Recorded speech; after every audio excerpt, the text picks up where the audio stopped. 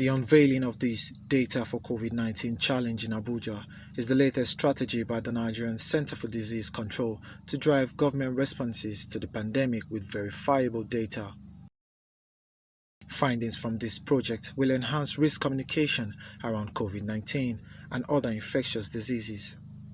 I'm optimistic that at the end of this project, the findings and insights will lead us to inform our leaders better, our leadership in the response, in order to define better how to respond. And maybe that response might be different in one state versus the other, at one part of the day versus the other, in order to really be specific in the changes that we achieve. For the public, we hope that the findings will improve their knowledge and our ability to build popular perceptions around the work that we do. Very often we face a very skeptical public in a lot of what we do, so we have to find ways to address this. I'd like to really appreciate the College of Medicine of the University of Lagos for this partnership.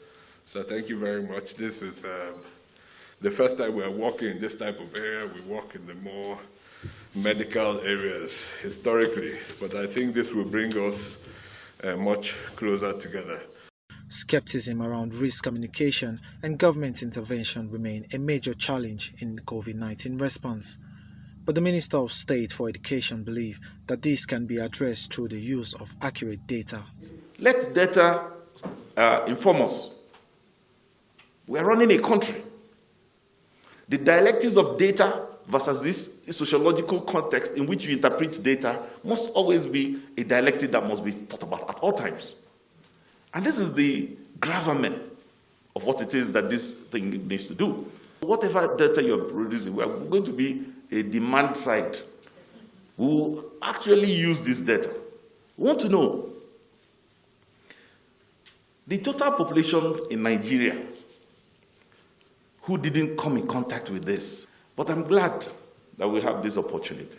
And run with it with the way we can so that we can know that there is some level of accuracy that can make our decision-making a little bit less flawed than it always has been.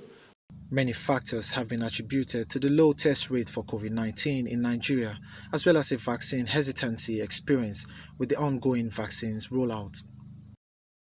It is hoped that findings from this project will help the government to come up with a more effective risk communication strategy that will change the narratives.